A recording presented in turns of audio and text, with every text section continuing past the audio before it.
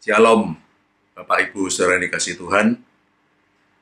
Kita berjumpa kembali dalam ibadah kita pada pagi hari ini. Dan kita akan buka ibadah ini di dalam doa. Kiranya kasih setia, berkat, damai sejahtera Allah Bapa dalam nama Yesus Kristus, kuat kuasa, hikmat dari Roh Kudus boleh menyertai kita dalam ibadah ini dari awal hingga pada akhirnya. Jadilah ibadah ini dalam nama Bapa, Putra, dan Roh Kudus. Amin.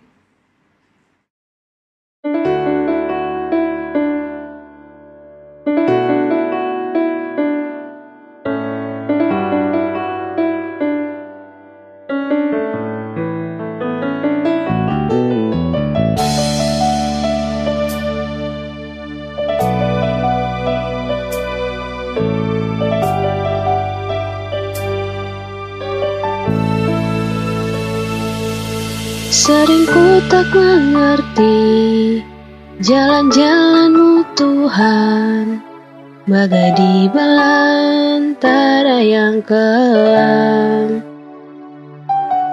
Tanpa seribu tanya, namun tetap percaya, jejak-Mu Tuhan sungguh sempurna.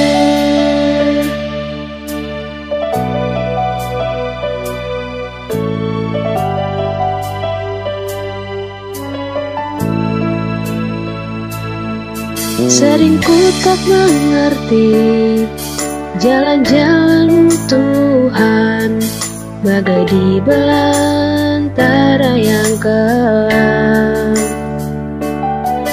Tanpa seribu tanya, namun tetap percaya, jejak-Mu Tuhan sungguh sempurna. Ajarku memahami semua yang Kau ingini, agar hidupku puaskan hati-Mu. Bagimu aku rela sepenuh hati menghamba, serahkan diri genapi karya-Mu.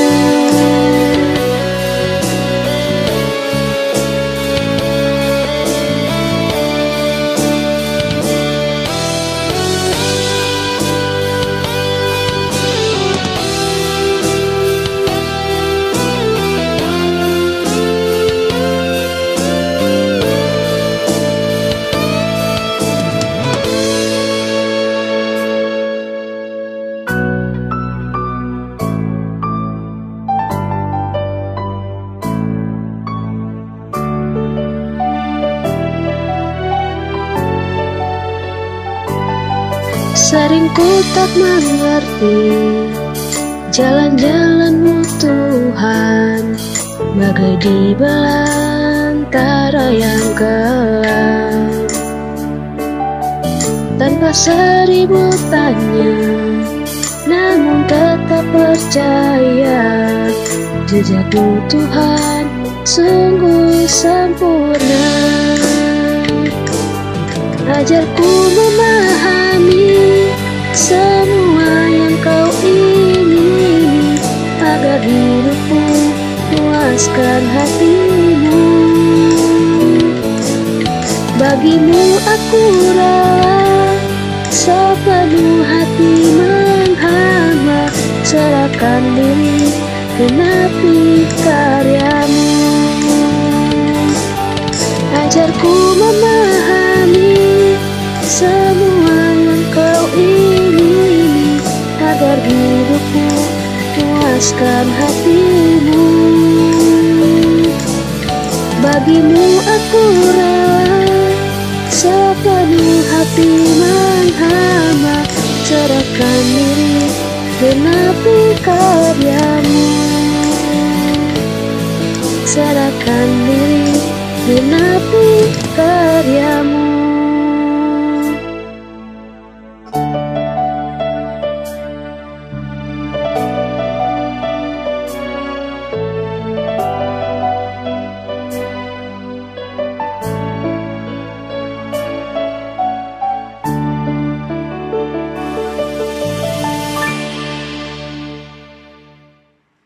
Baiklah,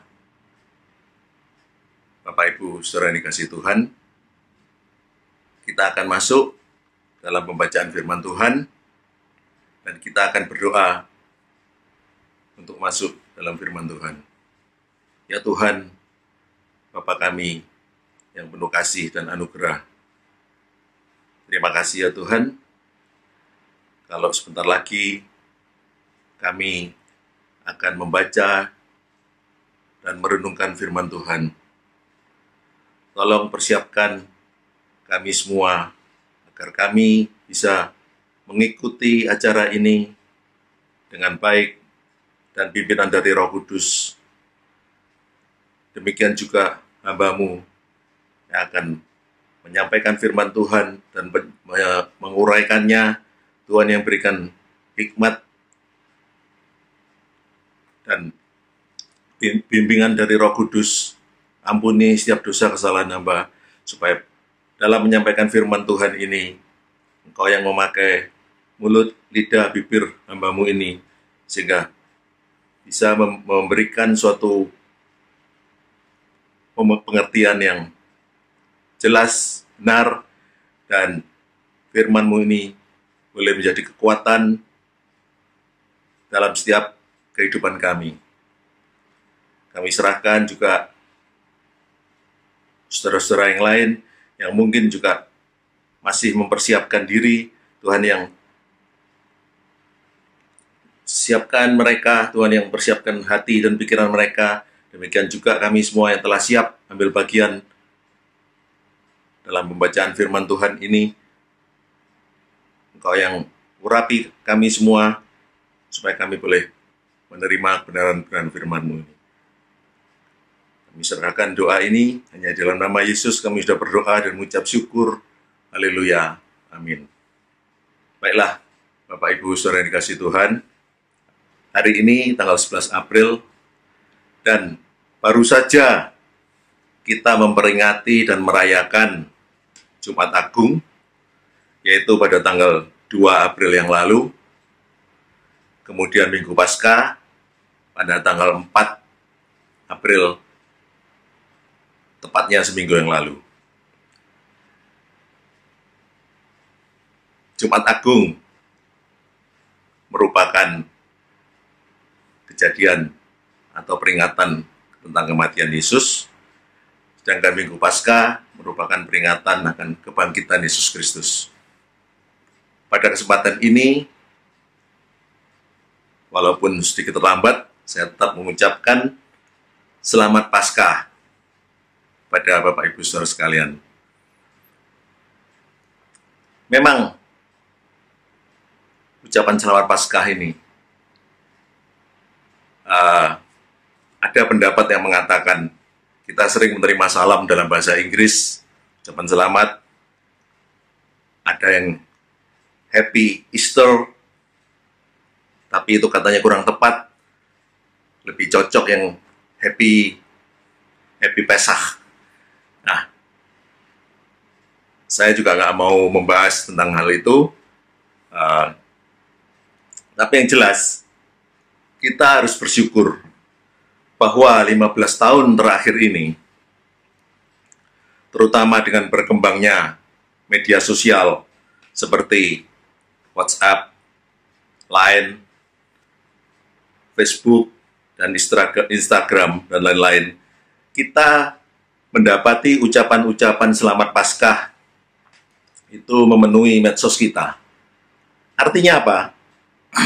Artinya, orang Kristen semakin menyadari pentingnya kematian dan kebangkitan Yesus itu bagi iman kekristenan kita. Lebih dari 20 tahun yang lalu, saya ingat jarang sekali orang Kristen saling mengucapkan Selamat Paskah. Saya katakan jarang, bukan berarti nggak ada, tapi ada, tapi sedikit sekali. Paling-paling kalau bertemu di gereja, hanya saling tersenyum dan bersalaman. Berbeda sekali dengan waktu menghadapi Natal. Mungkin kurang dari 1 minggu, orang sudah saling mengucapkan selamat Natal. Apalagi pada saat itu media sosial belum ada, mengucapkan selamat Natal melalui kartu-kartu Natal. Nah, belum lagi di pusat-pusat keramaian seperti mal, toko-toko, juga gereja, dan lain-lain sudah dihiasi dengan pernik-pernik Natal. Malahan konon kabarnya di Sulawesi Utara itu mulai awal Desember orang sudah mulai merayakan Natal. Sebetulnya ada hal yang sedikit membingungkan bagi saya tentang Natal dan Paskah ini. Natal selalu dirayakan pada tanggal 25 Desember. Entah harinya apapun, tapi yang jelas setiap tahun itu tanggal 25 Desember adalah hari Natal. Tetapi kalau Jumat Agung dan Paskah, terutama Paskah ya, selalu dirayakan hari Jumat dan Minggu. Harinya memang selalu sama tiap tahun. Tetapi tanggal bisa berbeda, demikian juga dengan bulannya. Saya ambil contoh, tahun ini, 2021, kita merayakan Paskah tanggal 4 April. Tahun 2020, kita merayakan Paskah pada tanggal 12 April. Tahun 2019, kita merayakan Paskah tanggal 21 April. Nah, kalau pada tahun depan, 2022, sudah pasti kita akan merayakan Natal pada tanggal 27. Kita merayakan Paskah pada tanggal 27 Maret. Ini saya sudah hitung, itu bisa dihitung. Nah, tapi dalam hal ini, kita tidak perlu pusing. Serahkan itu semua pada otoritas gereja-gereja yang mungkin sudah mengadakan suatu konvensi atau kalau dulu mungkin istilahnya konsili ya. Itu mereka pasti punya daftar penetapannya. Tapi apakah penetapan untuk tanggal 25 Desember hari Natal dan penetapan hari Jumat untuk Jumat Agung atau kematian Yesus di kayu salib dan Paskah untuk kebangkitan Yesus itu menggunakan cara perhitungan atau patokan yang sama, saya juga nggak tahu. Nah, ini yang saya katakan tadi sedikit membingungkan saya. Tapi hal ini tidak esensi. Yang penting bagi kita adalah peristiwa-peristiwa dan maknanya bagi iman kita. Maksud saya, makna kelahiran Kristus, kematian Kristus, dan kebangkitan Kristus. Tadi saya sudah katakan, pentingnya kematian dan kebangkitan Yesus itu bagi iman kekristenan kita adalah seharusnya malahan lebih penting daripada kelahiran Yesus. Mengapa demikian? Yang pertama, kalau Yesus tidak bangkit, mungkin dia hanya dianggap sebagai manusia biasa. Ya, mungkin dianggap sebagai nabi, sebagai filsuf, atau sebagai pahlawan. Yang kedua, peristiwa Paskah merupakan pengukuhan di mana Yesus itu merupakan Tuhan dan Allah. Dia menjadi juru selamat dan penebus kita. Kalau Yesus tidak bangkit, maka tadi saya katakan yang pertama tadi, dia mungkin hanya dianggap sebagai manusia biasa. Tapi dengan kebangkitannya, maka kita mengakui mutlak bahwa Yesus itu adalah Tuhan dan Allah. Dan dia menjadi juru selamat dan penebus kita. Kemudian yang ketiga, melalui Paskah ini, kita menerima kepastian pengampunan. kepastian pengampunan dosa, kepastian iman, dan kepastian hidup. Kepastian hidup keselamatan kita. Ini semua merupakan jaminan keselamatan kekal. Itu tadi ya sedikit uraian atau pendahuluan dari saya. Sekarang kita akan baca firman Tuhan dari 1 Korintus 15 ayat 3 dan 4. Saya bacakan 1 Korintus 15 ayat 3 dan 4. Judul berikutnya Kebangkitan Kristus. Sebab yang sangat penting telah kusampaikan kepadamu, yaitu apa yang telah kuterima sendiri, ialah bahwa Kristus telah mati karena dosa-dosa kita, sesuai dengan kitab suci, bahwa ia telah dikuburkan, dan bahwa ia telah dibangkitkan pada hari yang ketiga, sesuai dengan kitab suci. Dari pembacaan kita, ayat 3 dan 4 ini, ada 3 fakta penting. Yang pertama, di ayat 3, kita baca tadi bahwa Yesus telah mati karena dosa-dosa kita. Kemudian di ayat 4, yaitu bahwa Yesus telah dikuburkan dan telah dibangkitkan pada hari ketiga.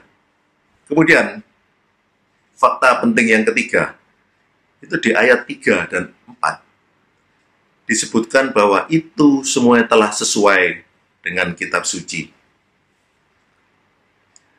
Memang kebangkitan Yesus adalah sesuatu hal yang sangat luar biasa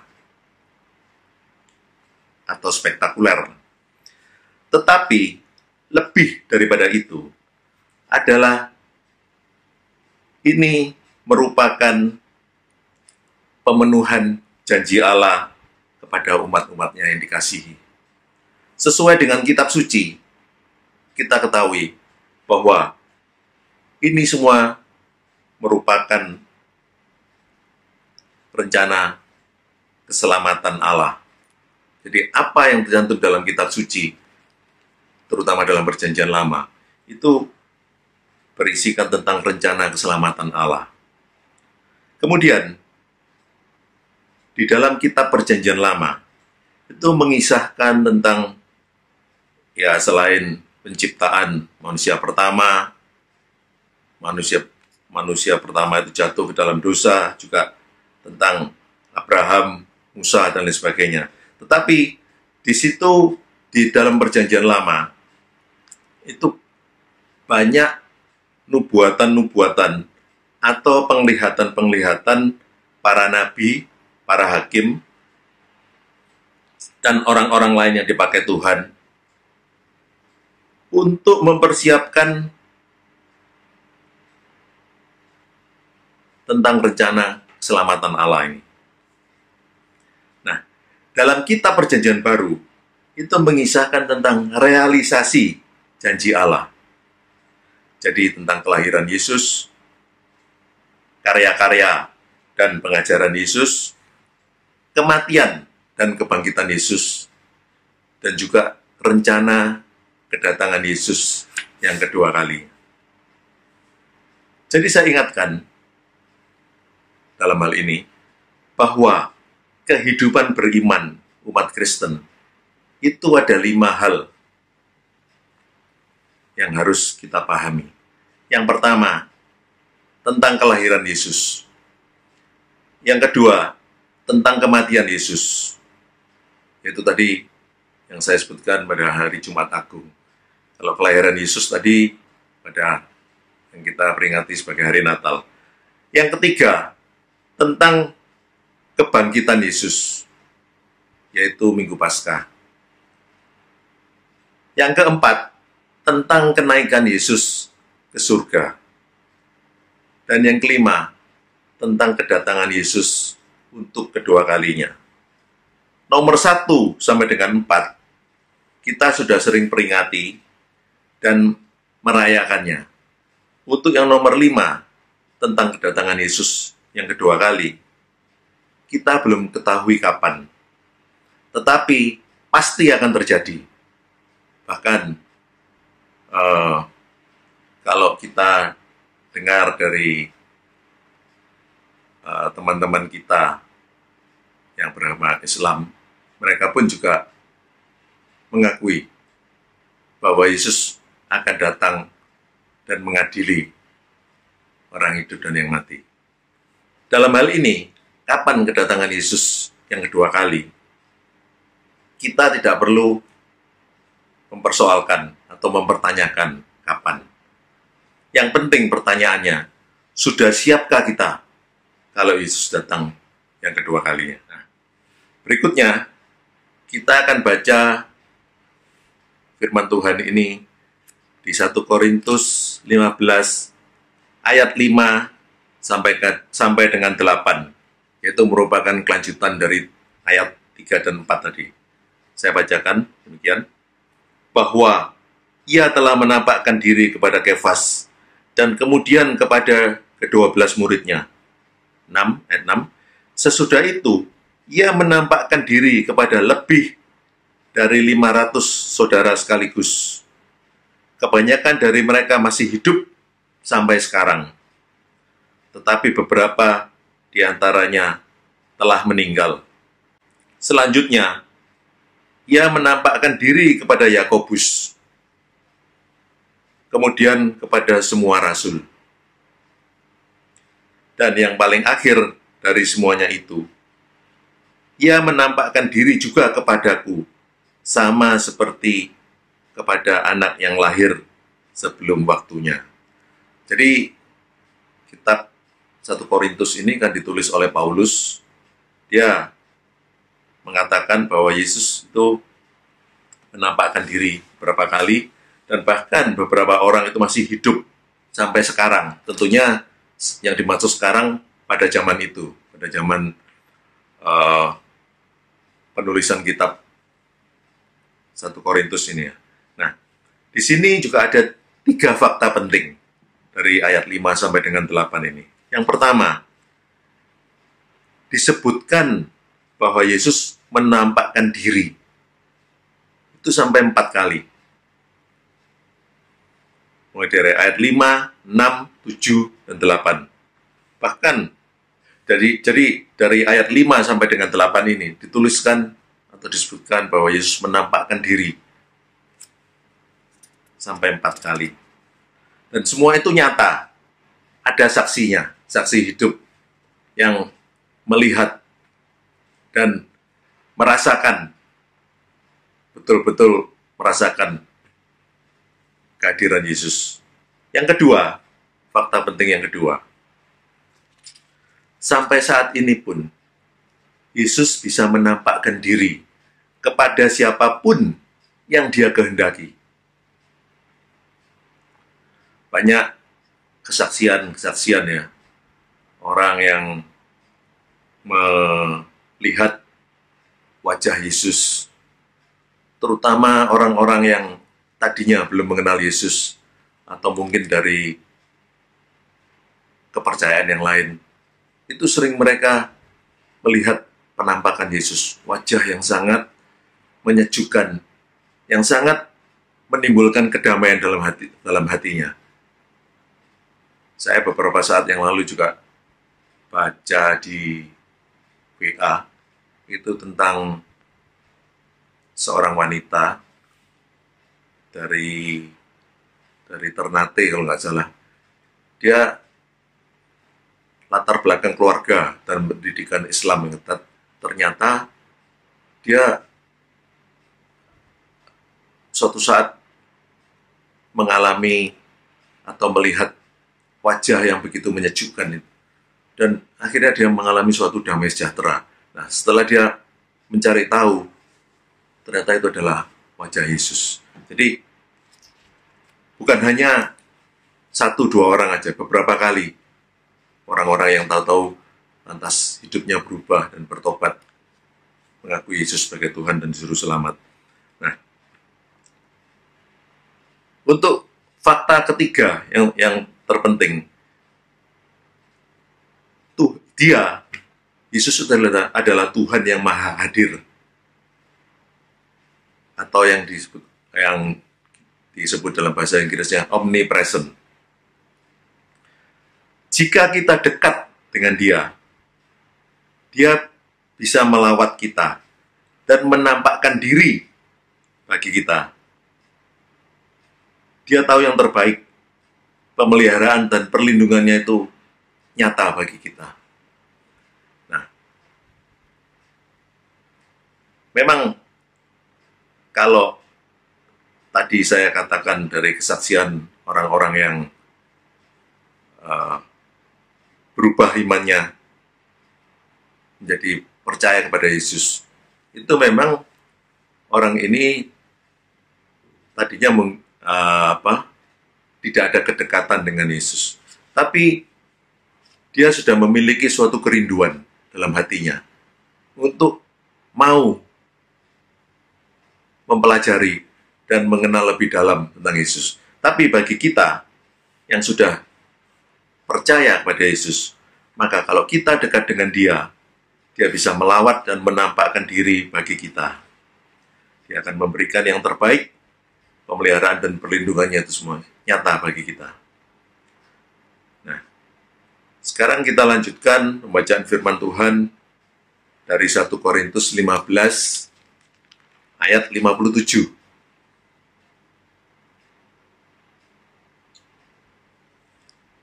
Saya bacakan. Tetapi syukur kepada Allah yang telah memberikan kepada kita kemenangan oleh Yesus Kristus, Tuhan kita.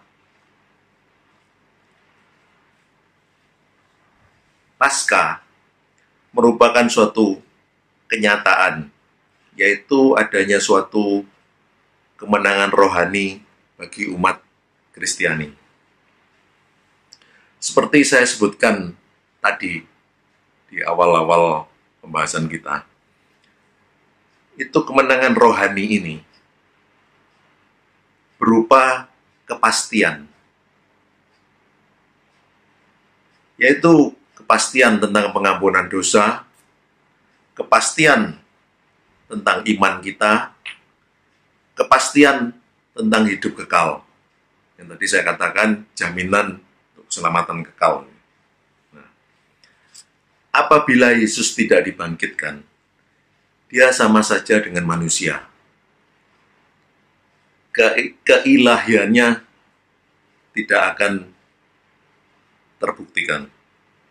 Nah, dengan kebangkitannya, Ia mengukuhkan keilahiannya sehingga Dia menjadi Tuhan kita, Juru Selamat, dan Penebus bagi kita semua umat Kristiani. Dalam Perjanjian Lama, ada peristiwa menjelang Paskah. Dalam hal ini saya katakan Paskah Yahudi,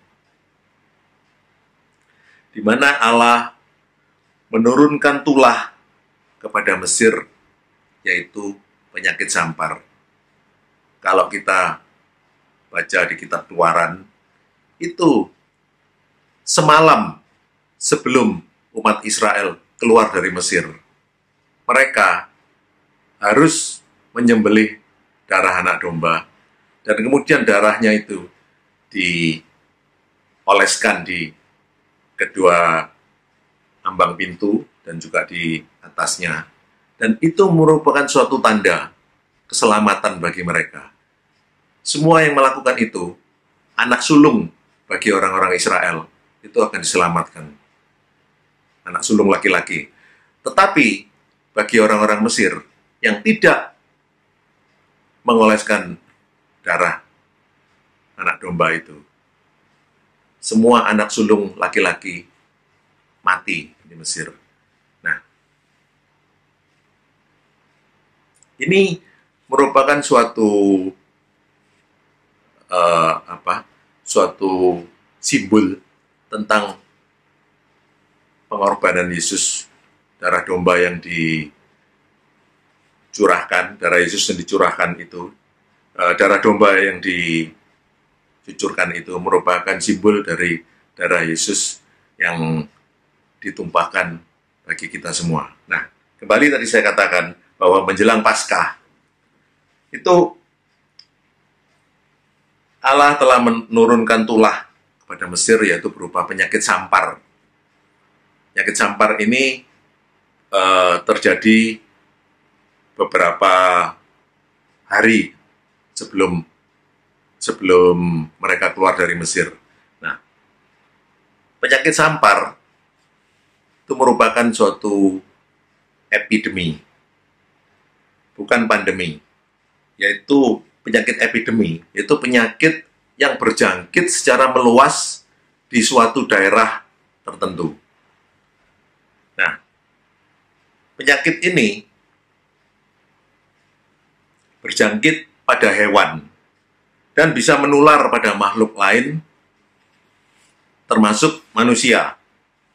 Hal yang sama kita alami mulai Maret tahun lalu, 2020, di Indonesia, juga menjelang Paskah, berjangkit COVID-19. Dan ini bahkan sudah dimulai dari Wuhan di Cina sejak akhir 2019.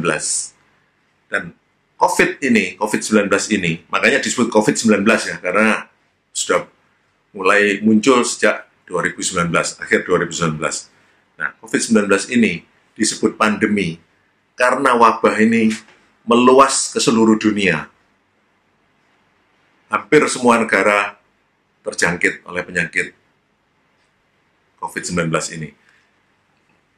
Nah, makanya disebut pandemi. Kalau epidemi yang ada di Mesir, penyakit sampar itu hanya terbatas di wilayah Mesir saja. Dan itu pun terbatas kepada orang-orang Mesir. Nah, pertanyaannya, yang pertama, apakah COVID-19 sama seperti penyakit sampar? Pertanyaan kedua, apakah ini menjadi salah satu tanda untuk kedatangan Yesus yang kedua kali? Pertanyaan ketiga, mengapa banyak hamba Tuhan terpapar dan meninggal karena COVID-19? Pertanyaan keempat, bagaimana dengan janji Tuhan seperti yang tercantum di Mazmur 91? Saya tidak mau membahas atau berpanjang kata tentang ini. Karena kalau kita pikir sampai botak pun mungkin kita juga tidak akan bisa menemukan jawabannya. Bahkan ada kejadian beberapa saat yang lalu di mana hamba-hamba Tuhan top di negeri ini berpolemik sampai membuat masyarakat bingung dan prihatin. Hamba-hamba Tuhan top yang saya sebutkan itu bukannya membuat statement-statement yang menyejukkan, malahan dapat kusir di media sosial sehingga menjadi bahan cibiran bagi orang-orang yang non-Kristen. Maka dari itu, karena kita juga ada keterbatasan waktu pada pagi hari ini, saya tidak akan membahas, tapi 4 pertanyaan penting itu, marilah kita cari jawabannya dari hikmat pikiran kita. Memang hanya sepintas saja ya. Ini pun saya bisa memberikan informasi ini karena saya dan beberapa hamba-hamba Tuhan termasuk Bapak Gembala kita, Pak Daniel, mengikuti pengajaran teologi dalam program EHOTS itu yang dipimpin oleh Bapak Freddy Suyapto. Nah, dalam Mazmur 91 itu memang dikatakan bahwa Tuhan melindungi kita, menyertai kita, dan kalau hati kita melekat kepada Dia, maka kita akan menerima suatu damai sejahtera dan perlindungan. Nah, itu diartikan demikian. Kalau kita merasa ada perlindungan dan penyertaan Tuhan dalam kehidupan kita, itu janganlah kita ceroboh.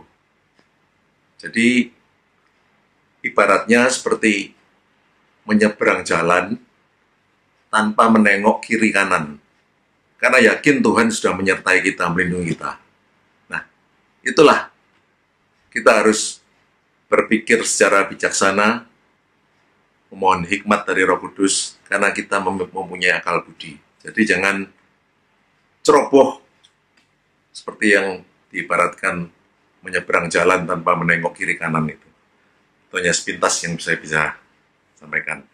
Nah, memang sebelum COVID-19 ini, mungkin kita, terutama rakyat Indonesia ini, terkotak-kotak berdasarkan tingkat ekonomi, status sosial, sara, dan lain-lainnya. Tapi setelah adanya COVID-19, baru kita sadari bahwa siapa saja, kapan saja, di mana saja bisa terkena infeksi COVID-19 ini.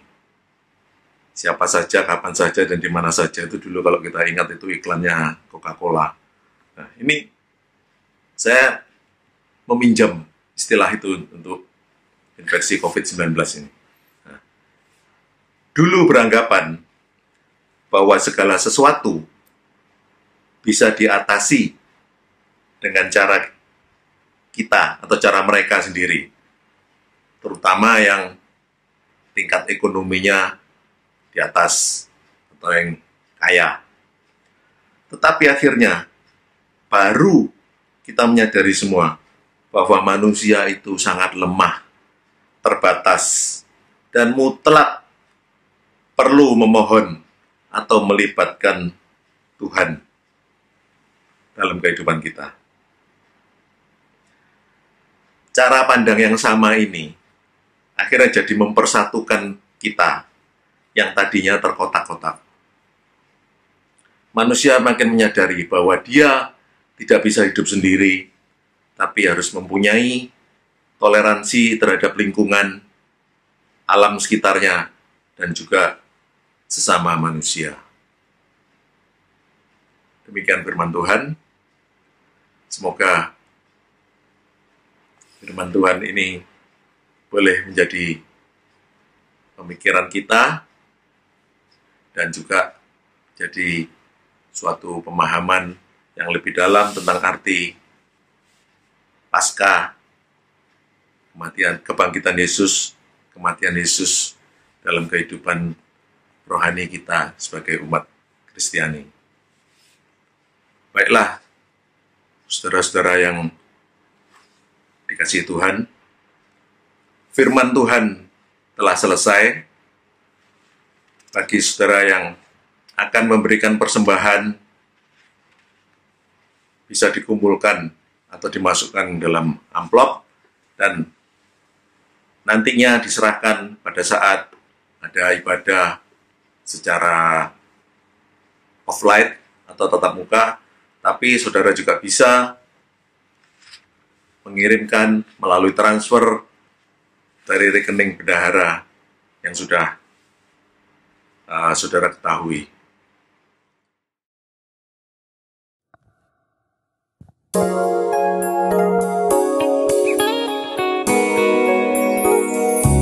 Kami memuji kebesaran-Mu, ajaib Tuhan.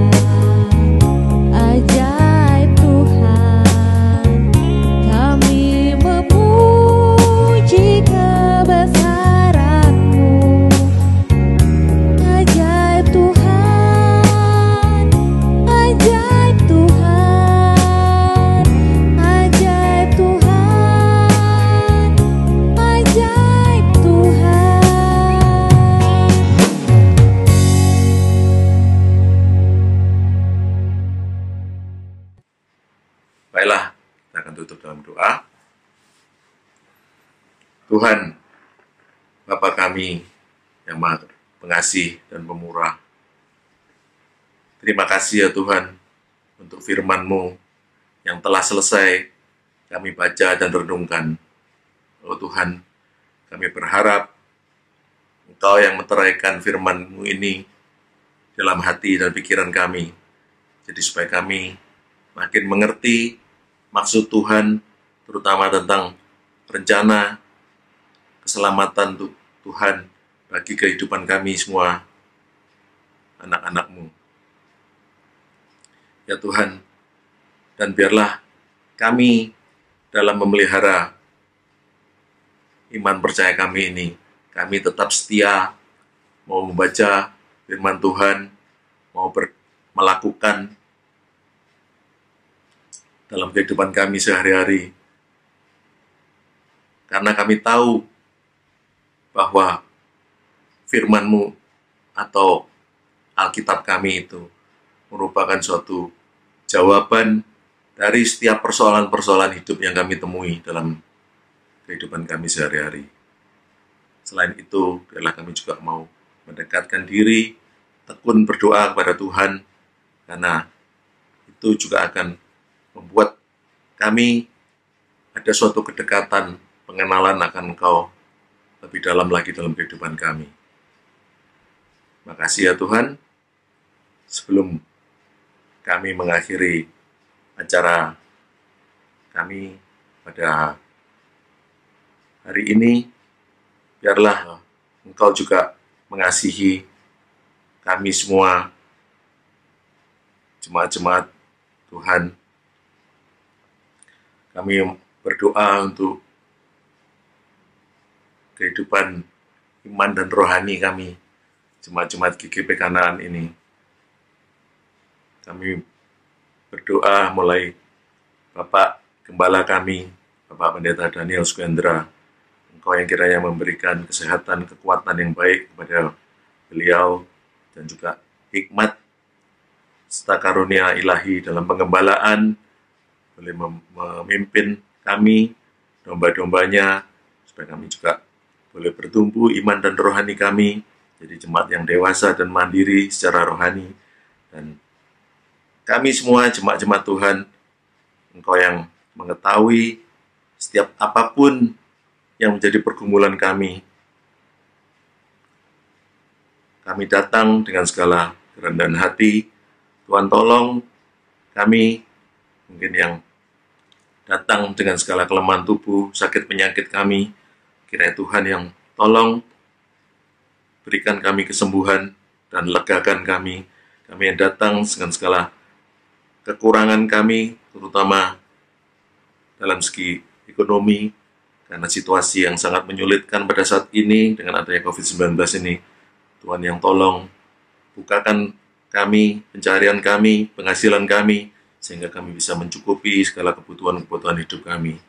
Kami yang datang dengan segala kesalahan, dosa-dosa kami, kiranya Tuhan yang ampuni, kuduskan kami kembali, dan juga apabila kami datang dengan segala macam permasalahan-permasalahan kami, kiranya Tuhan yang tolong, bukakan jalan, kuatkan kami untuk menghadapi masalah ini, sehingga kami bisa menyelesaikan satu persatu masalah kami ini dengan pertolongan Tuhan. Terima kasih ya Tuhan. Kami juga mau serahkan jemaat-jemaat kami yang telah memberikan persembahan dengan penuh ketulusan dan sukacita. Tuhan yang pakai hidup mereka, Tuhan yang berkati kehidupan mereka dalam segala aspek, supaya mereka juga makin bertumbuh iman mereka, dan Tuhan yang selalu memberikan mereka kelegaan dalam kehidupan mereka. Terima kasih ya Tuhan. Baiklah, saudara-saudara yang dikasihi Tuhan, marilah kita arahkan hati dan pikiran kita. Kiranya berkat, rahmat, dan anugerah dari Allah Bapa, damai sejahtera dan kasih dari Yesus Kristus, hikmat, persekutuan, dan penghiburan dari Roh Kudus boleh menyertai kita sekarang dan selama-lamanya. Amin. Ibadah telah selesai. Tuhan memberkati kita semua.